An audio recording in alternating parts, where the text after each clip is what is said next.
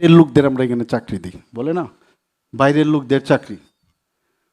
হিম্মত তো ছিল না, তোমাদেরও ছিল না, কোনো গভর্নমেন্টের ছিল না। আমি যখন মুখ্যমন্ত্রী হই, আমি তো পিআরটিসি স্টার্ট করেছি এখানে। পিআরটিসি করে ত্রিপুরার লোকরা যাতে চাকরি পায় তার ব্যবস্থা আমি করেছি। আপনাদের সময়ে তো সেই হিম্মত ছিল না। এখন তোমাদের সময়ে তখন কি বাইরের থেকে লোক আসেনি এখানে? প্রচুর লোক। আর গিয়ে বলছে বাইরের লোক আসছে, বিহার থেকে আসছে, আমাদের লোক চাকরি পায় না। আর কি করেছে ওরাই করে। যেমন একটা চাকরি খেলো, ফর এক্সাম্পল 10,323, একটা ব্র্যান্ড নেম, এক পার্টি চাকরি দিল অন্যায়ভাবে, আবার আরেক পার্টি এই চাকরি খেয়ে নিল। এখন দুজনে হাত মিলিয়েছে। এদের তো কোনো মানে গিরগিটির মতো রং পাল্টায়। মানুষকে বুঝতে হবে। আমি বলছি না সবাইকে রাজনীতি করতে হবে, সাধারণ থাকা যাবে না। আমাদের যে মুখ্য যিনি ছিলেন আগের, এবং দুঃখ হয় যে উনি কি বলছেন।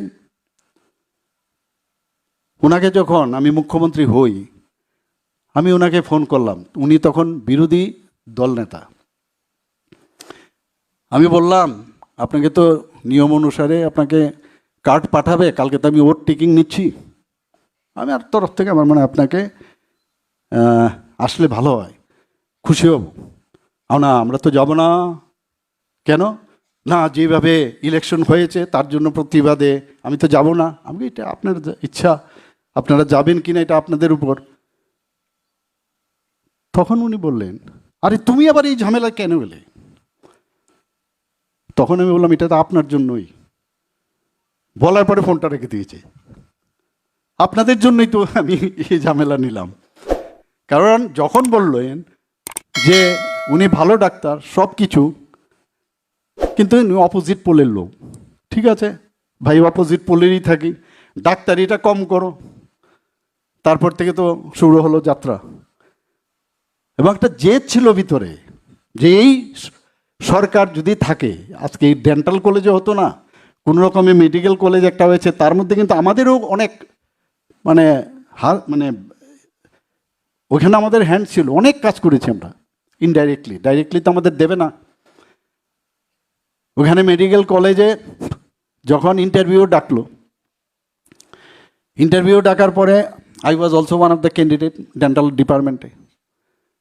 যাওয়ার পরে আমাকে জিজ্ঞেস করলো, 4-5 জন 6 জন ছিল ওদের, আমাকে কিভাবে পড়াতে হবে আমাকে জিজ্ঞেস করছে। তো আমি খুব সুন্দরভাবে বললাম আমার যতটুকু আছে। তারপর তো এরকম আমরা বেরিয়ে আসলাম। বেরিয়ে আসার পরে যখন রেজাল্ট বেরোলো, আমি অনেককে জিজ্ঞেস করলাম, বলে আমাকে তো কিছুই জিজ্ঞেস করিনি। তারপর যখন ওই লোকটা পেলো, আমাদের একজন ডাক্তার বন্ধু, আমি বললাম তুই লক্ষিন্দরের এই ছিদ্রটা কোথার থেকে পেলি? এই লক্ষিন্দরের ছিদ্রটা কোথায় পেলি? বলে আরে আছে, সব ফিট। তো আমি বাধ্য হয়ে, আমার মনে আছে, আমি তারপর অপশন দিয়ে কোনো রকমে আমি তারপর, এটা ছিল ওই জিনেটের সময়, ওই পালিয়ে আমি সেখানে যাই, যে না এখানে কিচ্ছু হবে না, কাজ করার জন্য আর কি, কাজ করার জন্য। তো এইসব ইতিহাস আর কি ওনাদের সময়ে, কি বলবো, মানে একের পর এক এখানে ডেভেলপমেন্টের বিষয়ে অনেক কথা হয়েছে। এবং এই ডেন্টাল কলেজ, ওই একটা আমি টিভির মধ্যে দেখি কি যেন একটা অ্যাডভার্টাইজমেন্ট দেয়, বলে স্বপ্ন পূরণের অঙ্গীকার। কি একটা অ্যাডভার্টাইজমেন্ট প্রায় দেখি, স্বপ্ন পূরণের অঙ্গীকার। এই ডেন্টাল কলেজ আমার স্বপ্ন অঙ্গীকার করেছিলাম, সেটা পূরণ হয়েছে। এবং সেটা সম্ভব হয়েছে একমাত্র মাননীয় প্রধানমন্ত্রী নরেন্দ্র মোদীজির জন্য। আর ভগবান সহায়, যেই পজিশনে আসার জন্য এটা আমি করতে পেরেছি। শুধু ডেন্টাল কলেজ না, আরও মেডিকেল কলেজ আপনারা জানেন, সিজা হসপিটাল, কিডনি ট্রান্সপ্লান্ট, 9টা সুপার স্পেশালিটি, আরও আমরা চেষ্টা করছি। এইমসের সাথে আমরা অলরেডি মৌ করেছি যাতে এখানে বেটার চিকিৎসা হয়। টেলিমেডিসিন আমরা স্টার্ট করেছি। আমাদের সমস্ত ডিস্ট্রিক্টগুলোতে আমরা সেখানে ট্রমা সেন্টার করেছি। আমরা সমস্ত অন্যান্য যেসব সাব ডিভিশন বা এই আমাদের পিএসসিগুলো আছে সেখানে যাতে ভালো সুব্যবস্থা হয়। আমাদের সময়ে তো গভর্নমেন্টের চাকরি মানে কনফার্ম, ওইখানে গেলে সিস্টার একজন থাকবেন আর ওই পর্দা কেটে ওই টেবিল ক্লথ, পর্দা কেটে টেবিল ক্লথ আর একটা ভাঙা একটা চেয়ার, এতেই আমরা খুশি। চাকরি করি ভাই, এখানে চারটিখানি কথা নাকি? এর মধ্যে এই ধরনের স্ট্রাকচার ছিল।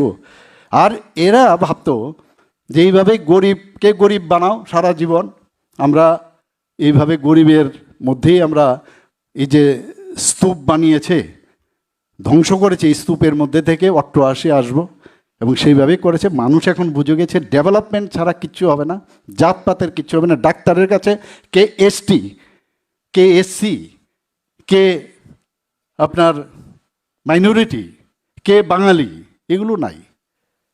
যে কোনো ডাক্তারের কাছে সব এক, এটা দিয়ে বুঝতে হবে। ডাক্তার কিন্তু এগুলো ডিফারেন্সিয়েট করে না কোনো অবস্থায়। এবং ডাক্তার থেকে, ডাক্তাররা যেভাবে কাজ করে সেইভাবে কিন্তু সমাজের মধ্যে এটা একটা মেসেজ কিন্তু সব ক্ষেত্রেই দেওয়া উচিত। এবং এইভাবে যদি আমরা আগামী দিন আমরা যেটা বলি যে মাননীয় প্রধানমন্ত্রীজি এবার কি বলেছেন এই অপারেশন সিন্দুরে, যে this is new India, this is new India. আর আমিও ওনার থেকে শিখি অনেক কিছু। আমরা বলছি যে নিউ ত্রিপুরা আমরা আগামী দিন বানাবো।